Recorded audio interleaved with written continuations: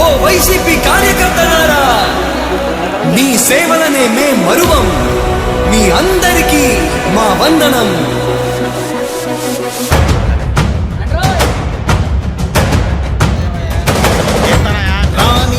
భగ చావే ఎదురుగా అయినా అదరని ధైర్యంలా, లక్ష్యం మరువక పంతం విడువక యుద్ధం గెలిచెను సైన్యంలా.